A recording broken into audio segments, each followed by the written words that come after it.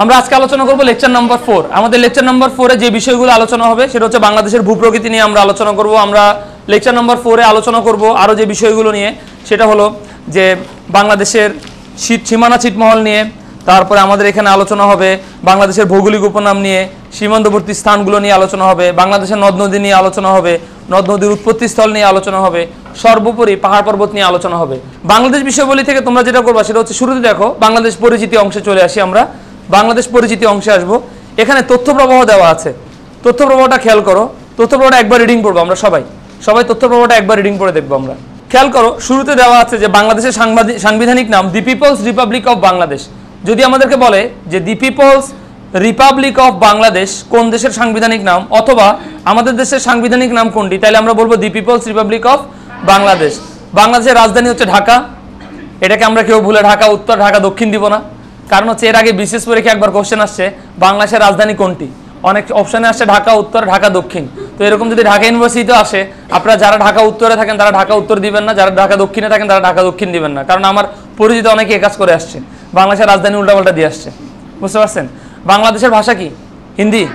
ও বাংলা ভাষা, thank you, আপনারা জানেন। তাইলে বাংলাদেশের ভাষা হচ্ছে বাংলা, এবং আমাদের বিভাগের সংখ্যা হচ্ছে 60টা। আমাদের সর্বশেষ বিভাগ যেটা, সেটাকে আমরা বলি রংপুর বিভাগ। এখন আপনাদের কাছে আমার প্রশ্ন হচ্ছে যে বাংলাদেশের যে সর্বশেষ যে বিভাগটা, সেই সর্বশেষ বিভাগ কয়টা জেলা নিয়ে গঠিত? কারণ আমরা জানি বিভাগগুলো জেলার সমন্বয়ে গঠিত, তাইলে বাংলাদেশের সর্বশেষ বিভাগ কয়টা জেলার সমন্বয়ে গঠিত? তাহলে আমরা একটু জেনে নেই যে রংপুর বিভাগ কয়টা জেলার সমন্বয়ে গঠিত। আমাদের প্রশ্ন আসতে পারে পরীক্ষার হলে, ঢাকা বিশ্ববিদ্যালয়ে আমাদের প্রশ্ন আসতে পারে, এবং অন্য বিশ্ববিদ্যালয়গুলো প্রশ্ন আসতে পারে, নিচের কোনটি রংপুর বিভাগভুক্ত একটি জেলা?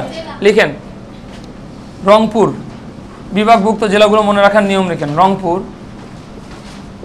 লাল নীল রঙের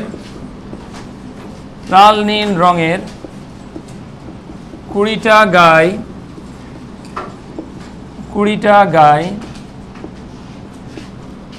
পঞ্চ ঠাকুরকে দিন।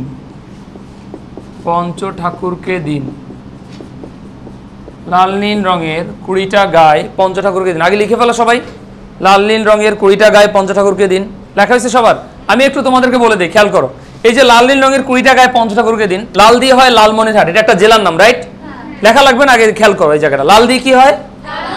সেন্টেন্সটা লিখছো পুরোটা? ওকে, এবার দেখো নীল দিয়ে কি হইতে পারে?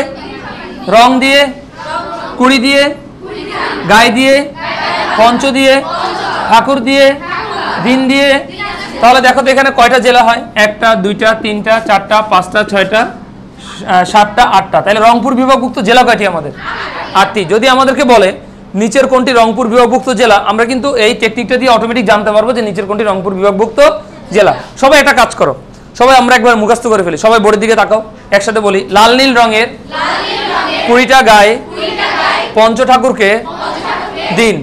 লাল দিয়ে কি হয়? নীল দিয়ে, রং দিয়ে, 20 দিয়ে, গাই দিয়ে, পঞ্চ দিয়ে, ঠাকুর দিয়ে, দিন দিয়ে।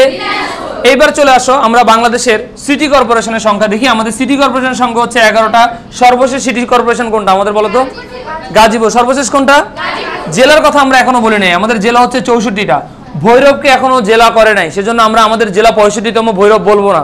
প্রস্তাবিত জেলা হচ্ছে ভৈরব, কিন্তু আমাদের জেলা কয়টি বর্তমানে? 64টি। এরপরে দেখো এখানে সিটি দেওয়া আছে আমাদের, যে বাংলাদেশের উপজেলা হচ্ছে 487টি। সর্বশেষ নাটোরের নলডাঙ্গা। যদি আমাদের পরীক্ষার হলে প্রশ্ন আসে সর্বশেষ বাংলাদেশের উপজেলা কোনটি, আমরা কি বলবো? নলডাঙ্গা। আমরা কি বলবো? নলডাঙ্গা। এটা কোথায় অবস্থিত? নাটোরে অবস্থিত। আচ্ছা, এরপরে দেখো আমরা একটু বাংলাদেশের ভূপ্রকৃতিতে চলে আসবো। জাতীয় বিষয়গুলো আমরা বাসায় পড়ে নিব, খুবই সহজ। এখানে বাংলাদেশের জাতীয় পাখি কি? দোয়েল। আবার তোমরা পরীক্ষার হলে গিয়ে কখনো দিও না বাংলাদেশের জাতীয় পাখি কাক, তাহলে সমস্যা। তারপরে বাংলাদেশের জাতীয় মাছ হচ্ছে ইলিশ। তোমরা যদি আবার এটা দাও বাংলাদেশের জাতীয় মাছ পাঙ্গাস, তাহলে তো সমস্যা। আমি আগেই বলছি যে অনেক সময় তো এখন তো ইলিশ মাছ খাওয়া যায় না, তাই না? ইলিশ মাছ তো এখন আর নাই বাংলাদেশে, বেশিরভাগ পাঙ্গাস মাছ খায়, জন্য ইলিশ জাতীয় মাছ পাঙ্গাস মনে করলে সমস্যা। এবার চলে আসো বাংলাদেশের ভূপ্রকৃতিতে চলে আসি আমরা। সবাই তথ্য প্রবাহটা অংশটা একবার রিডিং দিব, সবাই আগে একবার রিডিং দিই তথ্য প্রবাহ অংশটা। খেয়াল করো, আমরা বাংলাদেশের যে ভূপ্রকৃতি, এখানে আমাদের বিভিন্ন ধরনের প্রশ্ন আসছে।